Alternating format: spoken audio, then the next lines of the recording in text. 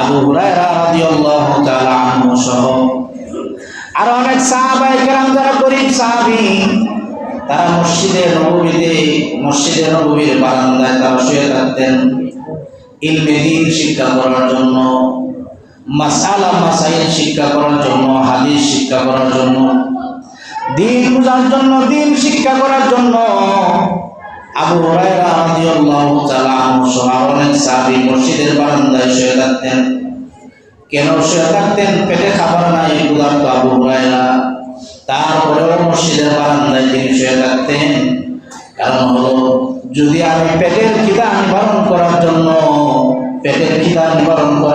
আমি বাহিরে যাই, পেটের ক্ষুধা নিবারণ করার জন্য আমি বাড়িতে যাই, পেটের ক্ষুধা নিবারণ করার জন্য যদি আমি মসজিদে নববীর বাহিরে চলে যাই, ওই সময় যদি নবী করিম সাল্লাল্লাহু আলাইহি ওয়াসাল্লাম কোনো একটা আলোচনা করে ফেলেন, কোনো একটা হাদিস বলে ফেলেন, কোনো একটা কোরআনের আয়াত শিখায় ফেলেন, তাহলে আমি আবু হুরায়রা ওই জ্ঞান থেকে বঞ্চিত হয়ে যাব, ওই হাদিস থেকে বঞ্চিত হয়ে যাব, ওই কোরআন থেকে বঞ্চিত হয়ে যাব। এই জন্য পেটের খিদা নিয়ে আবু হুরায়রা সহ অনেক গরীব সাহাবী মসজিদে নববীর বারান্দায় তারা শুয়ে থাকতেন। একদিন আবু হুরায়রা রাদিয়াল্লাহু তাআলা আনহু পেটের খিদা সহ্য করতে না পেরে তিনি মসজিদে নববী থেকে বের হয়ে গেলেন। হঠাৎ দেখতে পেলেন আল্লাহর নবীর সাহাবী, দরদি সাহাবী, সবচেয়ে বড় সাহাবী হযরত আবু বকর সিদ্দিক রাদিয়াল্লাহু তাআলা আনহু আসতেছেন। আবু বকর রাদিয়াল্লাহু তাআলা আনহুকে দেখা মাত্রই আবু হুরায়রার মনের মধ্যে একটু শান্তি পেল। তিনি এই আশায় আবু বকরকে সালাম দিলেন যে আমি যদি আবু বকরকে সালাম দেই, আবু বকর আমার শুকনা মুখটা দেখে বলবে, আবু হুরায়রা তোমার পেটে খিদা আসেনি। এই কথা চিন্তা করে দিন আবু বকরকে সালাম দিলেন। আবু বকর রাদিয়াল্লাহু তাআলা আনহু সালামের জবাব দিয়ে পাশ কাটিয়ে চলে গেলেন। জিজ্ঞেস করলেন না, ও আবু হুরায়রা তোমার মুখটা দেখে বড় শুকনা, হয়তো তোমার পেটের মধ্যে খিদা আছে, তুমি তো কিছু খাও নাই। আবু বকর পাশ কাটিয়ে চলে গেলেন। আবু হুরায়রা নিরাশ হয়ে যখন আরো সামনে গেলেন, দেখলেন আল্লাহর নবীর দ্বিতীয় সাহাবী হযরত ওমর ফারুক রাদিয়াল্লাহু তাআলা আনহু আসতেছেন।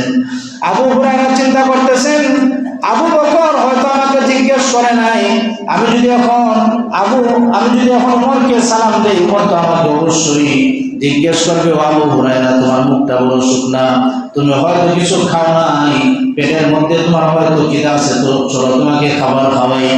এই আশা নিয়ে আবু হুরায়রা রাদিয়াল্লাহু তাআলা আনহু ওমর ফারুক রাদিয়াল্লাহু তাআলা আনহুকে সালাম দিলেন। কিন্তু না, হযরত ওমর ফারুক রাদিয়াল্লাহু তাআলা আনহু সেই কাজ করলেন যে কাজ করেছিলেন হযরত আবু বকর সিদ্দিক রাদিয়াল্লাহু তাআলা আনহু।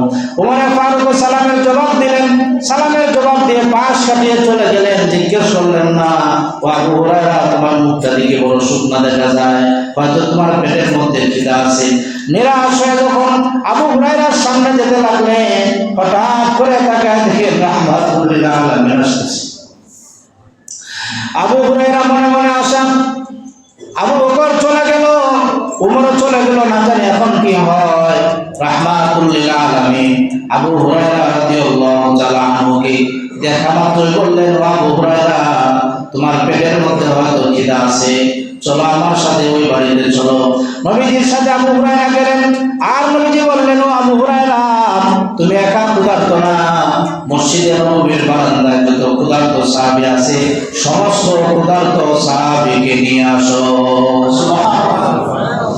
আবু হুরায়রা সবাইকে ডাক দিয়ে নিয়ে আসলেন। এসে দেখেন মাত্র 1 গ্লাস দুধ আছে। কয় গ্লাস দুধ? আবু হুরায়রাকে ডাক দিয়ে বললেন, আবু হুরায়রা ওই বাটি আছে, বাটিটা বের করো, বাটির মধ্যে দুধ আছে, এটা আমরা সবাই মিলে খাবো। আবু হুরায়রা 1 বাটি দুধ দেখে তিনি আরো চিন্তা করলেন, হাই 1 বাটি দুধ, আমরা এত মানুষ ক্ষুধার্ত, 1 বাটি দুধ তো একজনের পেটের খিদা নিবারণ হবে না। সুবহানাল্লাহ। তারপরে আরো ফেস লাগছে। নবীজি সাল্লাল্লাহু আলাইহি ওয়াসাল্লাম যেই ক্ষুধার্ত সাহাবীকে দিয়ে দাওয়াত দিয়ে সবাইকে নিয়ে আসলেন, তাকে আগে খেতে দিলেন না। বললেন, আবু হুরায়রা দুধের বাটিটা অমুক সাহাবীর হাতে দাও। সুবহানাল্লাহ। আবু হুরায়রা সাহাবীরা শুইলেন। এক বাটি দুধ, ওই দুধ আবার আমি ক্ষুধার্ত, আমাকে রেখে নবীজি আরেকজনকে দিতে বললেন। উনি তো একাই শেষ করে ফেলবেন। সুবহানাল্লাহ। তারপর আনুগত্য দেখেন, নিজে ক্ষুধার্ত, নিজে আশা করেছেন, নিজে দাওয়াত দিয়ে এনেছেন, কিন্তু নবীজির আদেশ রক্ষা করার জন্য নিজে দুধের বাটিটা হাত থেকে ছেড়ে দিয়ে আরেকজন সাহাবীকে দিয়ে দিলেন। সুবহানাল্লাহ। এইভাবে একজন সাহাবীকে দেওয়ার পরে এক বাটি দুধ ধরে নিলাম, এক গ্লাস দুধ সকল সাহাবী পান করে, নবী করিম সাল্লাল্লাহু আলাইহি ওয়াসাল্লাম পান করে, তারপরে আবু হুরায়রার কাছে যখন দিলেন, আবু হুরায়রা চেয়ে দেখলেন প্রথমে যতটুকু দুধ ছিল এর চাইতে এক ফোঁটা দুধ কম হবে না। এর ভিতরে সবাই তৃপ্তি করে খাইছে। এটা হলো আমাদের নবী হযরত মুহাম্মদুর রাসূলুল্লাহ সাল্লাল্লাহু আলাইহি ওয়াসাল্লামের মুআজিজা। এখন আমরাও যদি ইলমে দ্বীন শিক্ষা করার জন্য, কোরআন শিক্ষা করার জন্য, হাদিস শিক্ষা করার জন্য আমরা যদি এইভাবে আল্লাহর দ্বীনের জন্য, ইসলাম শিক্ষার জন্য মসজিদে বসে, মাদ্রাসায় বসে বসে দৈনিক 1 ঘন্টা সময় দিতে পারি, আমার ব্যবসা, আমার চাকরি, আমার পরিবার, আমার সমাজ, আমার যত দায়িত্ব আছে সকল দায়িত্বের বরকত দিবার মালিক আসতে কোন কে? আল্লাহ বরকত দিবে। আমার প্রচেষ্টা আছে কিনা শিক্ষা করার জন্য, আমার চিন্তা আছে কিনা শিক্ষা করার জন্য, আমার ফিকির আছে কিনা, ইচ্ছা আছে কিনা, আমার টেনশনের অভাব নাই, দায়িত্বের অভাব নাই, ব্যস্ততার অভাব নাই, পেরেশানির অভাব নাই। 1 মিনিট সময় নাই আমার যে আত্মীয় স্বজনকে কল দিয়ে বলবো তোমরা কেমন আছো, এতটুকু সময় আপনার নাই, এত ব্যস্ত মানুষ। আচ্ছা বলেন, এত ব্যস্ততার মধ্যে সবচেয়ে গুরুত্বপূর্ণ যে ব্যস্ততাটা ছিল, ওই ব্যস্ততাটার নাম কি? কোরআন শিক্ষা করা। এই ব্যস্ততার কি নাম? কোরআন শিক্ষা করা। জীবনের যত ব্যস্ততা আছে, চাকরি বাকরি, ব্যবসা বাণিজ্য, সকল ব্যস্ততার মধ্যে সর্বোচ্চ ক্যাটাগরির ব্যস্ততা হচ্ছে কোরআন শিক্ষা করা। কারণ কোরআনেই বরকত। সুবহানাল্লাহ বলেন। কোরআনেই কি? কোরআনেই বরকত। আমি যদি কোরআন শিক্ষা করতে পারি, আমার জবানে আল্লাহ বরকত দিবেন, আমার রিজিকে বরকত দিবেন। কিভাবে বরকত দিবেন? আল্লাহ রাব্বুল আলামিন বলেন, ওয়া মান ইয়াত্তাকিল্লাহা ইয়াজআল লাহু মাখরাজা ওয়া ইয়ারযুকুহু মিন হাইথু লা ইয়াহতাসিব ওয়া মান ইয়াতাওয়াক্কাল আলাল্লাহি ফাহুয়া হাসবুহ। আল্লাহ রাব্বুল আলামিন বলেন, যে বাজারা তাকওয়া অবলম্বন করবে, আল্লাহ ভীতি যাদের অন্তরের মধ্যে থাকবে, যারা এর মানে হচ্ছে যারা ঠিক মতো নামাজ আদায় করবে, শুদ্ধভাবে কোরআন তেলাওয়াত করবে, রমজান মাস আসলে রোজা রাখবে, গুনাহ করলে সাথে সাথে যারা তওবা করবে, তওবার মধ্যে অটলভাবে চলতে থাকার চেষ্টা করবে, সব সময় আল্লাহকে স্মরণ করবে, আর ভয়ভীতি তাদের মধ্যে থাকবে, ইয়াজআল লাহু মাখরাজা, তারা যে সময় কোনো সংকটের মধ্যে পড়ে যায়, টাকা পয়সার সংকট হোক, সময়ের সংকট হোক, পারিবারিক সমাজের সংকট হোক, চাকরি বাকরির সংকট হোক, ব্যবসা বাণিজ্য সহ যত ধরনের সংকট আছে, সমস্ত সংকট থেকে বের করে দিবেন। জোরে বলুন কে? আল্লাহর ওয়াদা, ইয়াজআল লাহু মাখরাজা। এরপর আল্লাহ বলেন, ওয়া ইয়ারযুকুহু মিন হাইথু লা ইয়াহতাসিব, আর এমন জায়গা থেকে আমি আল্লাহ রাব্বুল আলামিন তাকে রিজিকের ব্যবস্থা করে দেব, যেটা সে কোনোদিন কল্পনাও করতে পারবে না। কল্পনা করতে পারবে না, কল্পনা করতে পারবে না। কল্পনা যেটা করবেন না, এইভাবে আল্লাহ সাহায্য করবেন। যে জায়গায় আটকাবেন, ওই জায়গায় আল্লাহ সাহায্য করবেন। এজন্য আল্লাহ রাব্বুল আলামিন বলেন, ওয়া মান ইয়াত্তাকিল্লাহা ইয়াজআল লাহু মাখরাজা ওয়া ইয়ারযুকুহু মিন হাইথু লা ইয়াহতাসিব ওয়া মান ইয়াতাওয়াক্কাল আলাল্লাহি ফাহুয়া হাসবুহ। আল্লাহ রাব্বুল আলামিন বলেন, যে বান্দা বান্দীরা আমার উপর তাকওয়া অবলম্বন করবে, গুনাহ থেকে বেঁচে থাকবে, নাফরমানি করবে না, গুনাহ করবে না, গুনাহ যদি ভুলবশত অনিচ্ছাবশত করে ফেলে সাথে সাথে তওবা করবে, তওবা করে আল্লাহ রাব্বুল আলামিনের কাছে বলবে, ও মালিক, তুমি তো আমাকে বানাইছো তোমার ইবাদত করার জন্য, কিন্তু আমি উল্টা তোমার সাথে নাফরমানি করেছি। রব্বুল আলামিন তোমার এই বান্দাকে যদি তুমি জাহান্নামে দাও, তোমার কোনো লাভ হবে না, আর যদি তুমি আমাকে জান্নাত থেকে বঞ্চিত করো, তাও তোমার লাভ হবে না। জান্নাত যদি আমাকে দিয়ে দাও, তাও তোমার সম্পদ, তোমার এই আলিশান আপনার এই বাদশাহী থেকে বিন্দু পরিমাণ পরিমাণ কমবে না। সুতরাং মালিক, যদি তুমি আমাকে ইবাদত করার জন্য মায়া করে বানায় থাকো, পিছনে আরেকবার শয়তান একটা লেগে আছে, শয়তানের ধোঁকায় পড়ে তোমার সাথে আমি নাফরমানি করেছি।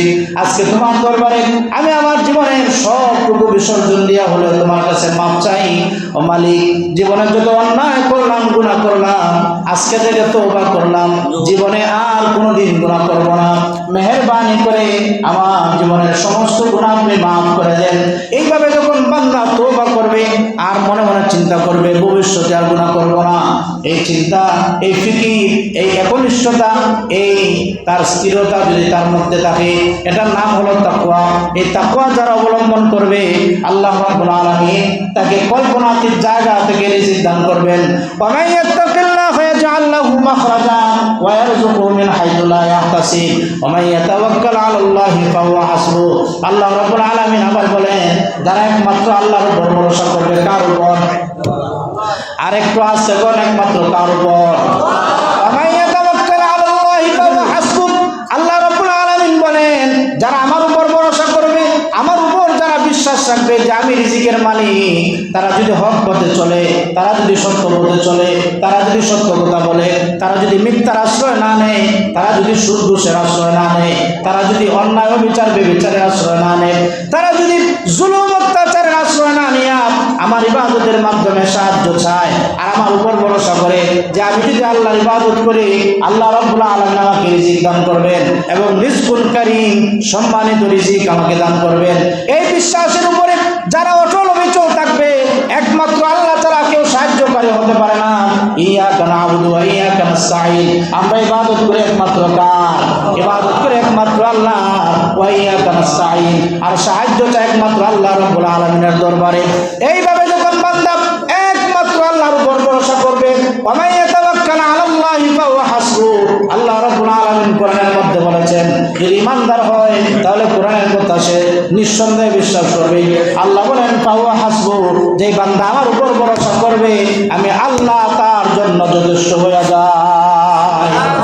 আল্লাহ রাব্বুল আলামিন কোরআনে কারীমের আরো বিভিন্ন আয়াতে বলেছেন, যারা আল্লাহ রাব্বুল আলামিনের উপর ভরসা করে, সালাত আদায় করে, নিজের পকেট থেকে আল্লাহর রাস্তায় যারা দান করে, তাদেরকে আল্লাহ রাব্বুল আলামিন ওয়াদা করেছেন তাদের জন্য রিজকুল কারীম, সম্মানিত রিজিকের ব্যবস্থা আমি আল্লাহ করব। সুবহানাল্লাহ।